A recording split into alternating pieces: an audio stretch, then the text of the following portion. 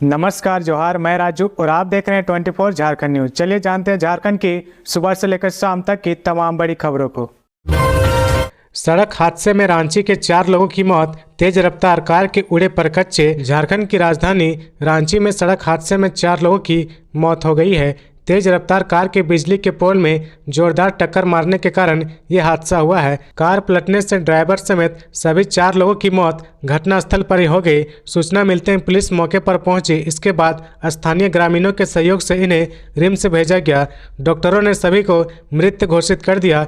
मृतक बरियातू बस्ती व ओरमांझी के रहने वाले थे। सदर थाना प्रभारी लक्ष्मीकांत ने बताया कि लगभग 2 बजे रात्रि की घटना है। स्विफ्ट डिजायर कार से राजू शाह को छोड़ने के लिए ओरमांझी जा रहे थे। इसी क्रम में चौधरी पेट्रोल पंप व विकास इनकलेब के बीच सड़क हादसा हो गया। इस हादसे में कार चालक समेत कार में बैठे अन्य 3 युवक की घटनास्थल पर ही मौत हो गई। मृतक में ओरमांझी निवासी राजू शाह, बरियातू निवासी अफरोज आलम, साबिर अंसारी व अमीर हुसैन शामिल है। जानकारी के अनुसार ये सड़क दुर्घटना रात करीब 2 बजे की है। कार सवार ओरमांझी जा रहे थे। इसी दौरान ये सड़क हादसे के शिकार हो गए। बताया जा रहा कि सड़क दुर्घटना की आवाज सुनकर अगल बगल के ग्रामीण घटनास्थल की तरफ दौड़े। इसके साथ ही पुलिस को सूचना दी गई। सूचना मिलते ही पुलिस मौके पर पहुंची। सदर पुलिस ने ग्रामीणों के सहयोग से घायलों को दुर्घटनाग्रस्त कार से बाहर निकाला और रिम्स भिजवाया। डॉक्टरों ने सभी को मृत घोषित कर दिया।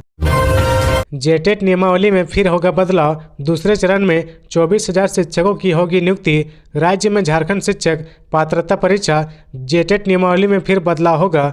झारखंड हाईकोर्ट के निर्णय के अनुरूप इसमें संशोधन किया जाएगा। स्कूली शिक्षा एवं साक्षरता विभाग द्वारा इसकी प्रक्रिया जल्द पूरी की जाएगी। हाईकोर्ट के निर्णय के अनुरूप झारखंड के प्राथमिक व मध्य विद्यालय में शिक्षक नियुक्ति में केंद्रीय शिक्षक पात्रता परीक्षा सीटेट सफल अभ्यर्थी को भी शामिल होने का मौका मिलेगा। इसके अलावा झारखंड एकेडमिक काउंसिल द्वारा नियमावली पर मांगे गए दिशा निर्देशों के अनुरूप भी इसमें बदलाव किया जाएगा। राज्य में अब अगले वर्ष झारखंड शिक्षक पात्रता परीक्षा ली जाएगी। झारखंड शिक्षक पात्रता परीक्षा के बाद दूसरे चरण के शिक्षकों की नियुक्ति प्रक्रिया शुरू होगी। राज्य के प्राथमिक व मध्य विद्यालय में 50,000 सहायक आचार्य प्राथमिक शिक्षक के पद सृजित किए गए हैं। इनमें से 26,000 शिक्षकों की नियुक्ति के लिए प्रक्रिया शुरू की गई है। नियुक्ति के लिए परीक्षा जनवरी में ली जाएगी। राज्य में दूसरे चरण के शिक्षक नियुक्ति शिक्षक पात्रता परीक्षा के बाद होगी। दूसरे चरण में 24,000 शिक्षकों की नियुक्ति होगी। राज्य में वर्तमान प्राथमिक व मध्य विद्यालय में 26,000 शिक्षकों की नियुक्ति प्रक्रिया चल रही है। हाईकोर्ट के आदेश के अनुरूप इसमें केंद्रीय शिक्षक पात्रता परीक्षा सफल अभ्यर्थियों को भी शामिल होने का अवसर देने की तैयारी है। इसके लिए स्कूली शिक्षा एवं साक्षरता विभाग द्वारा प्रस्ताव तैयार किया गया है। शिक्षा विभाग द्वारा इस संबंध में प्रस्ताव कार्मिक विभाग को भेजा जाएगा। सरकार स्तर पर प्रक्रिया पूरी होने के बाद इस संबंध में झारखंड कर्मचारी चयन आयोग को पत्र भेजा जाएगा। इसके बाद आयोग द्वारा केंद्रीय शिक्षक पात्रता परीक्षा सफल अभ्यर्थी के आवेदन जमा करने की प्रक्रिया शुरू की जाएगी। राज्य में 26,000 सहायक आचार्य की नियुक्ति प्रक्रिया मार्च से पहले पूरी करने की तैयारी है। इसके बाद झारखंड शिक्षक पात्रता परीक्षा ली जाएगी। झारखंड शिक्षक पात्रता परीक्षा के बाद फिर 24,000 शिक्षकों की नियुक्ति प्रक्रिया शुरू होगी। 24,000 शिक्षकों की नियुक्ति भी अगले वर्ष अक्टूबर तक पूरी करने की तैयारी है। ईडी ऑफिस नहीं जाने के सवाल पर बोले सीएम हेमंत सोरेन, क्या मैं बोरिया बिस्तर लेकर दूसरे देश में बस जाऊंगा? सरकार के कार्यकाल की 4वीं वर्षगांठ से पहले गुरुवार को मुख्यमंत्री ने मीडिया संवाद कार्यक्रम का आयोजन किया। इस दौरान उनसे पूछा गया कि जमीन घोटाला केस में ईडी के 6 समन के बाद भी वे पूछताछ के लिए हाजिर क्यों नहीं हुए? मुख्यमंत्री ने जवाब में कहा कि क्या इस देश में कानून नाम की चीज नहीं है? आपको क्या लगता है कि मैं भाग जाऊंगा? क्या मैं बोरिया बिस्तर समेट कर भाग जाऊंगा? क्या मैं दूसरे देश में बस जाऊंगा? मुख्यमंत्री ने कहा कि मैं सही प्लेटफॉर्म पर जवाब दाखिल कर रहा हूं। मुख्यमंत्री ने कहा कि यदि राजनेताओं पर आरोप लगते हैं तो क्या संवैधानिक संस्थाओं पर आरोप नहीं लगे हैं? मुख्यमंत्री ने कहा कि सच को ज्यादा समय तक नहीं दबाया जा सकता है। ईडी प्रकरण के बारे में पूरा देश जानता है। मुझे इसकी बहुत ज्यादा चिंता नहीं है। गौरतलब है कि जमीन घोटाला केस में मुख्यमंत्री हेमंत सोरेन को प्रवर्तन निदेशालय ने 6 समन जारी किया, लेकिन मुख्यमंत्री एक भी बार पूछताछ के लिए हाजिर नहीं हुए। पहले समन पर ही मुख्यमंत्री ने ईडी को चेतावनी भरे इस लहजे में कहा था कि समन राजनीति से प्रेरित है और मैं कानूनी रास्ता अपनाने को बाध्य हो जाऊंगा। ईडी अपना समन वापस ले। जब उनको दूसरा समन जारी किया गया तो उन्होंने सुप्रीम कोर्ट का रुख किया। हालांकि सुप्रीम कोर्ट ने उनको पहले निचली अदालत जाने को कहा। हाईकोर्ट में मुख्यमंत्री की याचिका पर सुनवाई हुई, हालांकि उनकी याचिका खारिज कर दी गई। हाईकोर्ट ने कहा कि एजेंसी को विशेषाधिकार है कि वह किसी को पूछताछ के लिए बुलाकर उनका बयान दर्ज कर सकती है। सीआरपीएफ जवान की पत्नी के अपहरण मामले में झामुमो नेता व जमीन कारोबारी पप्पी सिंह को पुलिस ने भेजा जेल। सीआरपीएफ जवान की पत्नी के अपहरण मामले में गिरफ्तार किए गए झामुमो नेता सह जमीन कारोबारी पप्पी सिंह को मुसफिल थाना की पुलिस ने गुरुवार को जेल भेज दिया है। मुसफिल थाना पुलिस की टीम आरोपी पप्पी सिंह को पुलिस वाहन में बैठाकर सबसे पहले कोर्ट लेकर पहुंची और कोर्ट में पेश करने के बाद उसे मेडिकल जांच कराने के लिए सदर अस्पताल लाया गया। मेडिकल जांच कराने के बाद उसे जेल भेज दिया गया। आपको बता दें कि बुधवार की शाम को मुसफिल थाना पुलिस ने पप्पी सिंह को पाकुड़ के महेशपुर से गिरफ्तार किया। वहां से लेकर पुलिस गिरिडीह पहुंची। इसके बाद उसे जेल भेज दिया गया।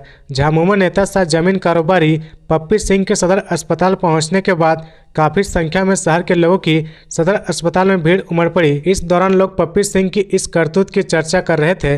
गौरतलब है कि 25 दिसंबर को मुसफिल थाना क्षेत्र के सीहोडी के रहने वाले सीआरपीएफ के जवान ने मुसफिल थाना पुलिस को आवेदन देकर अपनी पत्नी और 2 बच्चे का झामुमो नेता सह जमीन कारोबारी पप्पी सिंह के द्वारा शादी करने की नियत से अपहरण करने का आरोप लगाया था। इसके बाद पुलिस की टीम ने पप्पी सिंह की गिरफ्तारी को लेकर लगातार दबिश बनाए हुए थी। बुधवार की शाम को मुसफिल थाना पुलिस ने पप्पी सिंह को पाकुड़ के महेशपुर से गिरफ्तार किया। वहां से लेकर पुलिस गिरिडीह पहुंची। इसके बाद उसे जेल भेज दिया गया। देर रात झारखंड के 15 आईपीएस का तबादला, अनुराग गुप्ता को मिला एसीबी का अतिरिक्त प्रभार। झारखंड सरकार ने बड़े पैमाने पर प्रशासनिक फेरबदल की है। दरअसल देर रात झारखंड के आईपीएस अधिकारियों का तबादला कर दिया गया है। 15 आईपीएस अधिकारियों की सूची जारी हुई है, जिसमें 13 अधिकारियों का तबादला और 2 अधिकारी को अतिरिक्त काम सौंपा गया है। इससे संबंधित अधिसूचना देर रात भी जारी कर दी गई है। शराब कारोबारी योगेंद्र पर ईडी ने कसा शिकंजा, कर्मियों के नाम कंपनी बनाकर की मनी लॉन्ड्रिंग। ईडी ने शराब घोटाले के आरोपी योगेंद्र तिवारी के खिलाफ आरोप पत्र दाखिल किया है, जिसमें कई खुलासे हुए हैं। आरोप पत्र में बताया गया कि योगेंद्र तिवारी ने अवैध तरीके से बालू, शराब व जमीन कारोबार से पैसे जुटाए हैं। इन पैसों के जरिए साल 2021 में शराब के थोक कारोबार का ठेका 14 जिलों में हासिल किया। कारोबार के लिए अपने कर्मचारियों व कर्मियों के नाम पर कंपनी खोली। इन कंपनियों का लाभ व संचालन योगेंद्र ही करता था। अवैध तरीके से कारोबार करने के लिए योगेंद्र ने 100 से अधिक ईमेल का इस्तेमाल किया है। जब वह ईडी के रडार पर आए तो सारे ईमेल डिलीट कर दिए। ईमेल की रिकवरी कर ईडी ने बड़े साक्ष्य जुटाए हैं। योगेंद्र तिवारी ने छापेमारी से पहले अपने मोबाइल को बदला ताकि कोई डाटा ना मिल सके। एक मोबाइल नंबर जिसका इस्तेमाल योगेंद्र करता था वह ईडी को छापेमारी के दिन भी नहीं मिल पाया था। उसने 12 से अधिक बार अपने मोबाइल बदले हैं। अगले 5 दिन नहीं सताएगी सर्दी, मौसम में बड़े बदलाव का संकेत नहीं। झारखंड में लोगों को ठंड से थोड़ी राहत मिली है। कई जिलों में सुबह से शाम तक कोहरा नजर आ रहा है।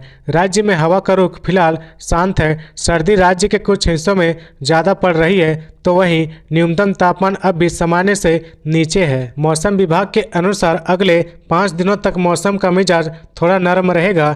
मतलब कि अगले 5 दिन राज्यवासियों को सर्दी नहीं सताएगी। मौसम विभाग की ओर से मौसम में किसी बड़े बदलाव के संकेत नहीं दिए गए हैं। बुधवार को राज्य में सबसे अधिकतम तापमान गोड्डा में 27.7 डिग्री सेल्सियस दर्ज किया गया, जबकि सबसे कम तापमान 8.4 डिग्री सेल्सियस कांके में दर्ज किया गया। गांव को प्राथमिकता देकर हमारी सरकार ने सामाजिक सुरक्षा के लिए काम किया। मीडिया संवाद में बोले सीएम हेमंत सोरेन। हेमंत सोरेन की सरकार 29 दिसंबर को 4 साल पूरे कर लेगी। ऐसे में गुरुवार को सीएम हेमंत खुद मीडिया के सामने आए और उन्होंने अपनी 4 साल की यात्रा के बारे में बताया। उन्होंने मीडिया से मुखातिब होते हुए कहा कि 29 दिसंबर को सरकार के 4 साल पूरे होंगे। इस संदर्भ में आप और राज्य जानना चाहता है कि सरकार ने 4 साल कैसे काम किया। इस संदर्भ में समय समय पर जानकारी दी जा रही है। सरकार तो जरूर हम लोगों ने बनाई, लेकिन जिस प्रकार हमने दिशा देने का पूरा प्रयास किया वह छिपा नहीं है। सरकार ठीक से बनी भी नहीं थी कि कोरोना काल आया, लॉकडाउन लगा। झारखंड देश का सबसे पिछड़ा राज्य है। किसान, मजदूर, गरीब, दलित, पिछड़ा के लिए आपदा अवसाद के बराबर थी। वैश्विक महामारी में और राज्यों के अनुपात में हमारे राज्य में अफरा तफरी की स्थिति बहुत कम रही थी। स्थिति नियंत्रण में थी। काफी शांतिपूर्ण ढंग से वैश्विक महामारी से निपटे। खुशी है कि राज्य के गरीब असहाय मजदूरों को वैश्विक महामारी में कुछ होने नहीं दिया। इस दौरान हमारे 2 मंत्रियों ने शहादत दी है। कोविड का बादल छटने लगा तो हमने वादे के अनुरूप की। ये झारखंडियों की सरकार है। हमने राज्य के प्रत्येक वर्ग के लिए संकल्पित काम किया है। सरकार आपके द्वार कार्यक्रम लॉन्च किया। 2021 से ही राज्य के अंतिम व्यक्ति तक पहुंचने का प्रयास किया। 29 दिसंबर को सरकार आपके द्वार कार्यक्रम का तीसरा चरण खत्म होगा। देश का सबसे पिछड़ा राज्य होने की वजह से गरीबी, पिछड़ापन, शैक्षणिक, आर्थिक, सामाजिक पिछड़ापन था। इसे कम करने का प्रयास किया। आम लोगों के साथ साथ राज्य और कर्मियों को भी संवेदनशील बनाने का प्रयास किया। सरकार बनने के पहले फैसला किया था कि सरकार गांव से चलेगी। नागरिकों की भावनाओं का ख्याल रखा जाएगा। देश में लोकतांत्रिक व्यवस्था है, संघीय ढांचा है। राज्य और केंद्र के बीच समन्वय स्थापित करना होता है। लेकिन झारखंड जैसे राज्य को जितने सहयोग की जरूरत है उसके हिसाब से सहयोग नहीं मिला। बावजूद इसके हमने काम किया। मनरेगा घोटाले मामले से झारखंड हाईकोर्ट ने याचिकाकर्ता और वकील को हटाया। खूंटी में हुए मनरेगा घोटाले में तत्कालीन उपायुक्त पूजा सिंघल की भूमिका की जांच के लिए दायर जनहित याचिका पर झारखंड हाईकोर्ट में सुनवाई जारी रहेगी। हालांकि इस मामले से प्रार्थी अरुण कुमार दुबे और उनके अधिवक्ता राजीव कुमार को हटा दिया गया है। बुधवार को चीफ जस्टिस संजय कुमार मिश्रा और जस्टिस अनंत सेन की खंडपीठ ने इस याचिका को स्वतः संज्ञान में तब्दील करते हुए इसे सक्षम बेंच में स्थानांतरित करने का निर्देश दिया गया है। अदालत ने कहा कि सक्षम बेंच में अब अमेकस क्यूरी न्याय मित्र नियुक्त कर मामले की सुनवाई करेगा। 15 सितंबर को हाईकोर्ट ने याचिका की वैधता पर सुनवाई पूरी करने के बाद फैसला सुरक्षित रख लिया था। इस मामले में अरुण कुमार दुबे ने याचिका दायर की थी और उनकी ओर से अधिवक्ता राजीव कुमार बहस करते थे। ज्ञात हो कि अरुण कुमार दुबे ने जनहित याचिका दायर कर खूंटी में लगभग 200 करोड़ के मनरेगा घोटाले का मामला उठाया था। याचिका में कहा गया कि इस मामले में खूंटी में 16 प्राथमिकी दर्ज की गई है। बाद में इसकी निगरानी जांच की गई, लेकिन निगरानी एससीबी ने तत्कालीन उपायुक्त पूजा सिंघल की भूमिका की जांच नहीं की। उन्होंने इसकी ईडी और सीबीआई से जांच कराने का आग्रह किया है। पूर्व में सरकार ने याचिका की वैधता पर सवाल उठाते हुए इसे सुनवाई योग्य नहीं माना था। सरकार की ओर से कहा गया था कि याचिका नियमों के अनुसार फाइल नहीं की गई है, इसलिए याचिका रद्द कर देनी चाहिए। जबकि प्रार्थी की ओर से अदालत को बताया गया कि सरकार की दलील उचित नहीं है। दोनों पक्षों को सुनने के बाद अदालत ने फैसला सुरक्षित रख लिया था। पलामू में 3 बच्चों की मां संग डीसी एसपी के चालक ने किया दुष्कर्म। इंसाफ के लिए थाने पहुंची महिला। पलामू के डीसी और एसपी के एस्कॉर्ट वाहन के चालक ने एक महिला के साथ दुष्कर्म किया है। घटना बीती रात्रि क्या है। महिला के आवेदन पर शहर थाना की पुलिस ने त्वरित कार्रवाई करते हुए आरोपी दोनों चालकों को हिरासत में ले लिया है। इस मामले में पुलिस अग्रतर कार्रवाई कर रही है। पीड़ित महिला पलामू जिले के रहने वाली है, जो डॉक्टर से इलाज कराने के लिए मेदिनीनगर आई थी। डॉक्टर से इलाज के उपरांत महिला मोबाइल रिचार्ज के लिए दुकान खोज रही थी। इसी दौरान उसकी एक आरोपी चालक से मुलाकात हो गई। इस घटना के बाद पीड़ित महिला ने शहर थाने में जाकर दोनों चालकों के विरुद्ध मामला दर्ज कराया, जिसके आलोक में शहर थाने की पुलिस ने कार्रवाई करते हुए दोनों चालकों को गिरफ्तार कर लिया है। पुलिस ने महिला को मेडिकल जांच के लिए MHCH भेज दिया। पीड़ित महिला 3 बच्चे की मां है। पलामू एसपी रिश्मा रमेशन ने पुष्टि करते हुए बताया कि दोनों को गिरफ्तार कर लिया गया है। दोनों से पूछताछ की जा रही है। राहुल गांधी के झारखंड आने के ठीक पहले होगी एकता महारैली। आदिवासियों के मुद्दों पर होगी बात। पूर्व मंत्री और प्रदेश कांग्रेस के कार्यकारी अध्यक्ष बंधु तिर्की ने दावा किया है कि 4 फरवरी 2024 को प्रस्तावित आदिवासी एकता महारैली में झारखंड के आदिवासियों के मुद्दों पर बात होगी। बड़ी बात यह है कि इस रैली का आयोजन कांग्रेस के पूर्व अध्यक्ष राहुल गांधी के झारखंड आगमन के ठीक पहले हो रहा है। ज्ञात हो कि राहुल गांधी दूसरे चरण में भारत न्याय यात्रा कर रहे, जो 14 जनवरी से शुरू होकर 20 मार्च तक चलेगी। इस दौरान राहुल गांधी 14 राज्यों से होकर जाएंगे और झारखंड में उनका आगमन फरवरी महीने में ही होगा। बुधवार को प्रेस कॉन्फ्रेंस के माध्यम से बंधु तिर्की ने रैली के बारे में बताया कि 3-4 महीने बाद लोकसभा चुनाव है और उसके बाद झारखंड में विधानसभा चुनाव भी है। इसको देखते हुए भाजपा एवं आरएसएस जैसे संगठनों ने विभिन्न माध्यमों से आदिवासियों को बांटने की कोशिश शुरू कर दी है।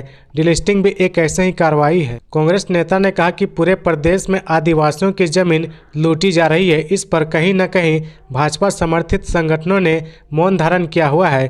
डिलिस्टिंग की मांग करने वाले को यह भी बताना चाहिए कि राजधानी रांची के कई इलाकों में डेमोग्राफी क्यों बदल रही है। इस पर डिलिस्टिंग को लेकर आयोजित रैली में कोई चर्चा क्यों नहीं हुई। दावा किया गया कि डिलिस्टिंग की मांग करने वाले वैसे लोग अधिक हैं जिनकी विचारधारा जमीन लूटने वालों से मिलती जुलती है।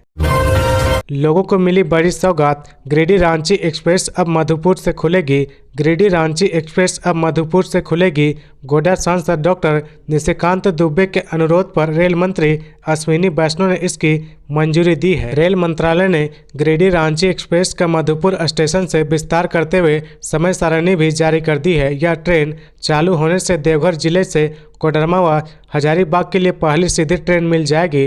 पहले देवघर के रेल यात्रियों को हजारीबाग व कोडरमा की यात्रा धनबाद तथा रांची होकर करनी पड़ती थी। अब मधुपुर से 3 घंटे में कोडरमा व 4.5 घंटे में हजारीबाग पहुंच सकते हैं। रेलवे द्वारा जारी नई समय सारणी के अनुसार मधुपुर स्टेशन से यह ट्रेन दोपहर 3 बजे खुलेगी व 3:50 में न्यू गिरिडीह स्टेशन पहुंचेगी। गिरिडीह से 3:55 में ट्रेन खुलेगी व 4 बजे के आसपास राजधनवार, 6 बजे कोडरमा व 7:30 बजे हजारीबाग तथा रात 11:15 में रांची स्टेशन पहुंचेगी। रांची से यह ट्रेन सुबह 6 बजे खुलेगी व दोपहर 1 बजे गिरिडीह तथा 1:50 में मधुपुर स्टेशन पहुंचेगी। जल्द ही रेलवे इस ट्रेन के परिचालन की तिथि जारी कर देगी। नए वर्ष में परिचालन शुरू कर दिया जाएगा। गोड्डा सांसद डॉक्टर निशिकांत दुबे ने कहा कि रेल मंत्री अश्विनी वैष्णव ने मेरे अनुरोध पर बगैर देर किए गिरिडीह रांची एक्सप्रेस का विस्तार मधुपुर तक कर दिया है। यह ट्रेन शुरू होने से देवघर व मधुपुर से रांची के लिए सुबह में इंटरसिटी व रात में इंटरसिटी तथा पाटलिपुत्र एक्सप्रेस के अलावा दोपहर में एक नई गाड़ी की सुविधा हो जाएगी। साथ ही मधुपुर से यह ट्रेन शुरू होने से पहली बार देवघर जिले से कोडरमा व हजारीबाग के लिए सीधी ट्रेन मिलेगी। मधुपुर, मार्गोमुंडा, देवीपुर व करो इलाके के यात्रियों के साथ साथ देवघर के यात्रियों को भी सुविधा होगी। नए वर्ष से इस ट्रेन का परिचालन मधुपुर से शुरू हो जाएगा। तो ये थी आज की झारखंड की टॉप बड़ी खबरें। इसी तरह झारखंड की हर छोटी सी बड़ी खबर देखने के लिए आप हमारे चैनल 24 झारखंड न्यूज को सब्सक्राइब करके बेल आइकन प्रेस कर ले, जिससे झारखंड की हर छोटी सी बड़ी खबर की अपडेट आप तक पहुंचता रहे। तो आज के लिए बस इतना ही। हमें दीजिए इजाजत, फिर मिलते हैं नेक्स्ट न्यूज में।